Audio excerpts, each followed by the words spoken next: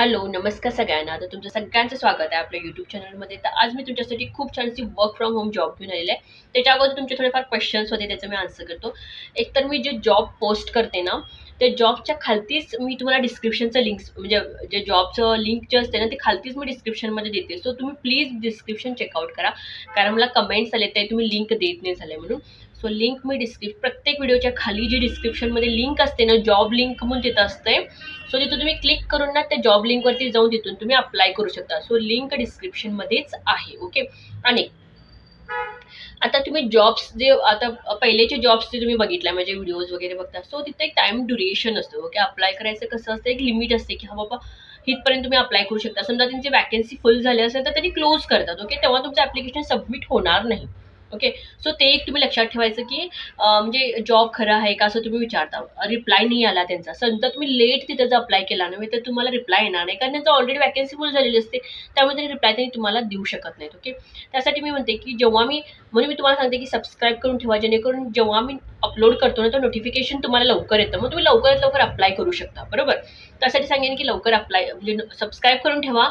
जेव्हा मी अपलोड करेन व्हिडिओज तुम्हाला येईल, मग तेव्हाच तुम्ही अप्लाय करू शकता. जेव्हा तुम्ही लवकर अप्लाय करता तेव्हा तुमचा रिझ्यूम तिथं आपला त्यांना दिसतो फ्रंटवरती. मग त्यांनी तुमचं चेकआउट करू शकतात रेझ्यूम वगैरे. आणि एक मेन तुमचा रेझ्यूम चांगला असायला पाहिजे. ओके.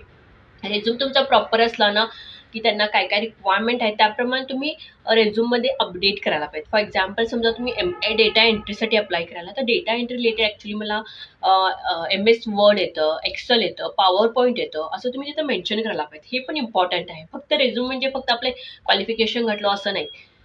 आपण आता जॉब पोस्ट आपल्याला माहितीच असते की त्याच्यामध्ये काय काय रिक्वायरमेंट आहे, ते रिक्वायरमेंट तुम्ही त्याच्यामध्ये घालायला लागणार तुमच्या रेझ्यूममध्ये. ओके. थोडंफार शिकावं लागणार तुम्हाला. सो हे एक इम्पॉर्टंट आहे. ओके. So done. सगळ्यांचे क्वेश्चन्स झालेले आहेत. ओके. सो आजचं जॉब ना खूप छान आहे. वर्क फ्रॉम होम आहे. आणि इथं ना तुमचं टायमिंग तुम्ही म्हणजे तुमचं शिफ्ट जे आहे ते तुम्ही सिलेक्ट करू शकता. ओके. सो इथे शिफ्ट वाईज आहे, जे तुम्हाला स्वतः सिलेक्ट करायचं आहे की तुम्हाला कोणत्या शिफ्टमध्ये काम करायचं आहे. आणि इथं काम काही टफ नाही आहे. ओके. आजकाल कसं चाललंय की आजकाल दुनियामध्ये लोक ना खूप डिप्रेशनमध्ये झालेत. बरोबर. डिप्रेशनमध्ये झालेत. आणि म्हणजे रिलेशन प्रॉब्लेम असू देत किंवा जॉबचं प्रॉब्लेम असू दे, जॉब नाही भेटत झाले म्हणून डिप्रेशनमध्ये जातात, किंवा रिलेशनमध्ये प्रॉब्लेम आलेत म्हणून डिप्रेशनमध्ये जातात. किंवा आता 10वीची मुलं सुद्धा बघा तुम्ही, मार्क्स कमी पडालेत, कोणतरी ओरडलं तर डिप्रेशनमध्ये जातात. असे भरपूर लोक आहेत आता. ओके. सो ह्याच लोकांना तुम्हाला काय करायचं आहे, त्यांचं प्रॉब्लेम काय आहे, त्यांना काय व्हायला हे समजून घेऊन त्यांना तुम्हाला सॉल्युशन सांगायचं आहे. ट्रेनिंग तुम्हाला प्रोव्हाइड केली जाईल इथं. ओके. ट्रेनिंग वगैरे सगळं त्यांनी तुम्हाला प्रोव्हाइड करणार.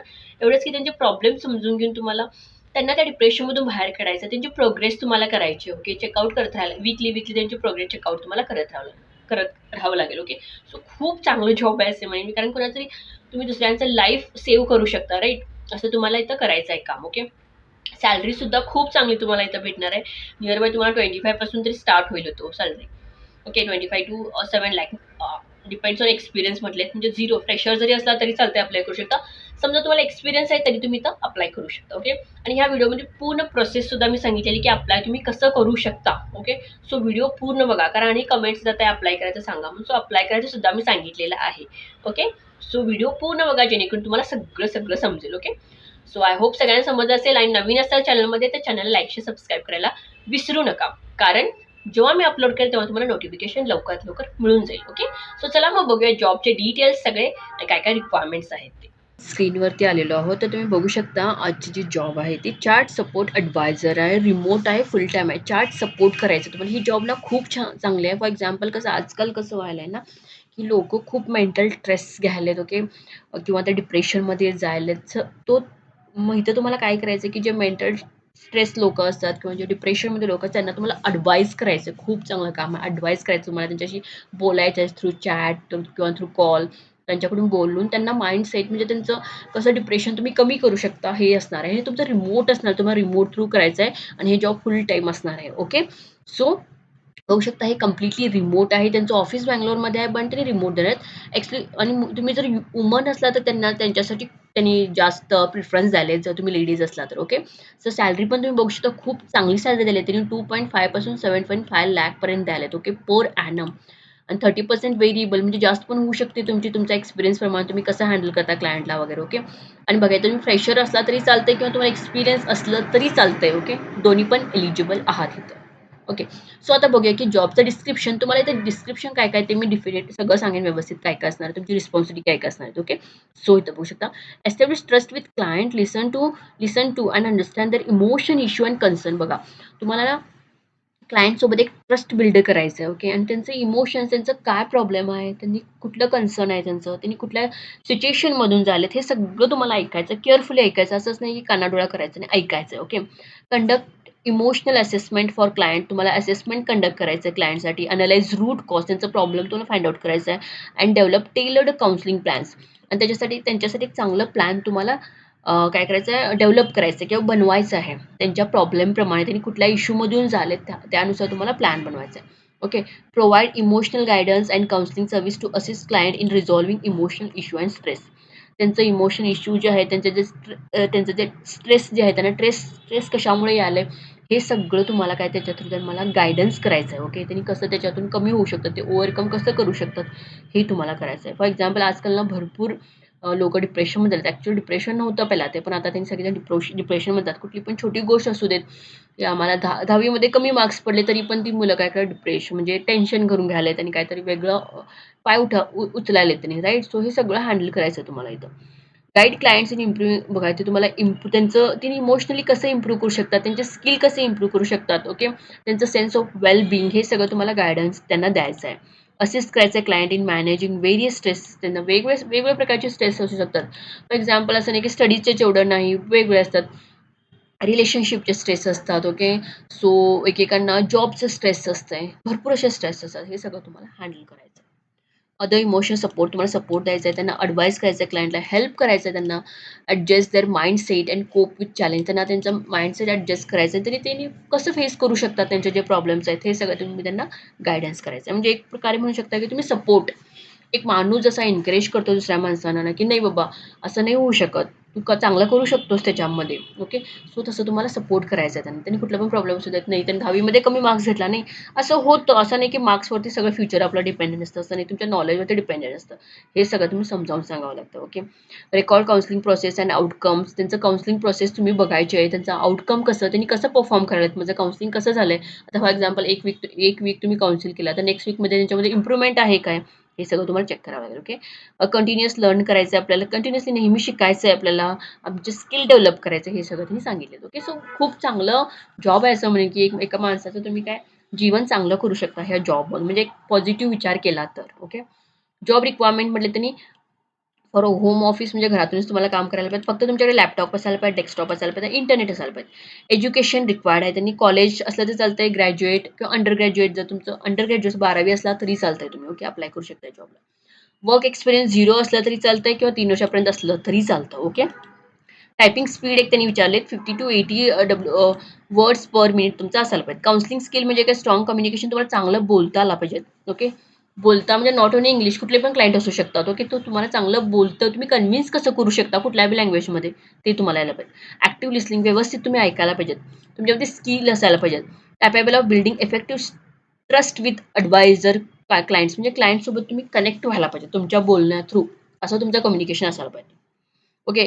तुम्हाला इमोशनल मॅनेजमेंट स्किल असायला पाहिजे, की तुम्ही demonstrate emotional stability and mature emotional. तुम्ही इमोशनली कसं त्यांच्याशी कनेक्ट करू शकता, तुम्हाला मॅनेज करायला यायला पाहिजे. त्यांनी रडले तरी तुम्ही हँडल करायला यायला पाहिजे. ते सगळं तुमच्याकडं कॅपॅसिटी असायला पाहिजे. Okay. Personal ethics upholds professional ethics तुमच्याकडे असायला पाहिजे. रिस्पॉन्सिबिलिटी, प्रोटेक्टिंग क्लायंटची प्रायव्हसी तुम्ही प्रोटेक्ट करायला पाहिजे. And information security. For example, त्यांनी कुठले पण क्लायंट सगळं आपलं मनापासून सांगतात, राईट. सो त्यांची सिक्युरिटी मेंटेन ठेवणं हे तुमच्या हातामध्ये असं त्यांनी सांगितलं. ओके. कंटिन्युअसली तुम्हाला लर्न करायला लागेल. हे सगळे त्यांचे काय आहेत, जॉबचे रिक्वायरमेंट आहेत. ओके. आता टायमिंग शिफ्ट कसं आहे बघू शकता. जर नाईट शिफ्टमध्ये पण तुम्ही काम करू शकता. इथे बघा, ट्रेनिंग पिरियड आहे, वर्किंग आज 7 AM पासून 10 AM पर्यंत आहे. म्हणजे शिफ्ट 11 AM पासून 4:15 PM असं तुम्ही काम करायचं. ओके. 5 दिवस वर्क करायचं आहे. 8 अवर्स तुमचं काम असणार आहे. पर डे 8 तास तुम्हाला काम करावंच लागणार आहे. Non training period. ओके. हे ट्रेनिंग पिरियड झालं. Okay. This is training period, म्हणजे तुम्हाला जे ट्रेनिंग मिळणार आहे ते ह्या पिरियडमध्ये मिळणार आहे. सकाळी 7 पासून 10 किंवा 11:15 पासून ते 4:15 पर्यंत तुम्हाला ट्रेनिंग मिळणार आहे. 5 दिवस वर्किंग असणार आहे. 8 दिवसाचं तुमचं काम असणार आहे, जेव्हा आपण ट्रेनिंगमध्ये असतो तेव्हा. म्हणजे तुम्हाला ट्रेन सुद्धा करणार आहेत त्यांनी. नॉन ट्रेनिंग पिरियड म्हणजे जेव्हा तुमची ट्रेनिंग वगैरे संपते तेव्हा तुमचं काम कसं असणार आहे, वर्किंग आवर्स तुमचे कसे असणार आहेत, तुम्ही चूज शिफ्ट करू शकता. फॉर एक्झाम्पल, तुम्हाला 3:30 AM पासून 10:30 AM पर्यंत ती शिफ्ट चूज करू शकता तुम्ही. सेकंड शिफ्ट आहे, बी शिफ्ट आहे, 9:30 AM पासून 4:30 PM पण ती चूज करू शकता. सी शिफ्ट आहे, डी शिफ्ट आहे. असं टायमिंग त्यांनी दिलेत. 3:30, 10:30, 9:30, 4:30, 7 AM, 2 PM असे त्यांनी काहीतरी टायमिंग दिले. तुम्ही टायमिंग चूज करायचं. तुम्हाला कुठलं सुटेबल आहे. कुठली शिफ्ट ए आहे, बी आहे, सी आहे, डी आहे तुम्ही चूज करू शकता. तुमचं ट्रेनिंग संपल्यानंतर तुमचं वर्किंग असणार आहे 6 दिवस असणार आहे आणि एक तुम्ही डे सिलेक्ट करू शकता रेस्टसाठी. असं त्यांनी दिलेत. ओके. सो मला वाटतं की खूप चांगला अपॉर्च्युनिटी आहे ॲक्चुअली हे. कुणाचं तरी जीवन आपण चांगलं करू शकतो. आणि एक म्हणजे इथं तुम्ही घाबरू नका. तुम्हाला जे ट्रेनिंग मिळणार त्यांनी ऑलरेडी सांगितले तुम्हाला ट्रेनिंग प्रोव्हाईड करणार आहेत त्यांनी. Okay. So don't worry about that. Okay. So I hope तुम्हाला सगळं समजलं असेल जॉबबद्दल. काय कन्फ्युजन असेल तर कमेंट करा. आता अप्लाय करायची प्रोसेस मी तुम्हाला सांगते. ओके. सो अप्लाय करायला तुम्हाला पहिला काय करावं लॉग इन करावं लागेल. सो लॉग इन करायचं इथं. आता लॉग इन करताना इथे तुम्हाला Google सुद्धा ऑप्शन देतो. Log in with Gmail. Okay. So आम्हाला आता आपण काय करूया साइन इन करूया विथ Gmail सोबत आपण काय करायचं साइन इन करायला. ओके. सो माझं साइन इन झालेलं आहे. बघू शकता तुम्ही माझं Gmail सोबत आता काय झालेलं आहे साइन इन झालेलं आहे. आता काय करायचं मला अप्लाय करायचं. ओके. सो अप्लाय करायला मी थोडं झूम करून तुम्हाला दाखवते. Okay. Which of the following type of qualification do have तुमचं क्वालिफिकेशन काय झालं बघू शकता तुम्ही तिथे हायस्कूल पण म्हटलंय डिप्लोमा चालतंय बॅचलर डिग्री चालते मास्टर डिग्री चालते कुठली पण चालते. I have a qualified that is not listed here. माझं कॉलेज समजा तुमचं काय मेन्शन केलं नसेल तर हे सिलेक्ट करू शकता तुम्ही. ओके. सो आता माझं बॅचलर डिग्री झालं मी बॅचलर डिग्री मी सिलेक्ट करू शकते इथं. ओके. नंतर सेव्ह करायचं आहे आपल्याला. ओके. सो इथं म्हटलं की what's your expected monthly basic salary तर तुम्ही सॅलरी किती एक्सेप्ट करता ते तुम्ही इथं घालू शकता इथं. ओके. सो मी सध्याला आता घालते की 20 to 25. सो इथं 20 to 25 झालेलं आहे. देन स्पीड पण इथं तुम्ही घालू शकता. What's your average English speed. So इथं आपलं असणार आहे 40 किंवा 45. हे पण तुम्ही घालायचं आहे की how you rate your English तुमचं इंग्लिश कसं असणार आहे लाईक लिमिटेड आहे प्रोफिशियन्सी आहे किंवा स्पीक करू शकता तुम्ही. ओके आपण हे घालूयात. Then save. ओके. तुम्ही पब्लिक हॉलिडेजमध्ये वर्क करू शकता का येस म्हणून सगळ्याला येस म्हणायचं. ओके.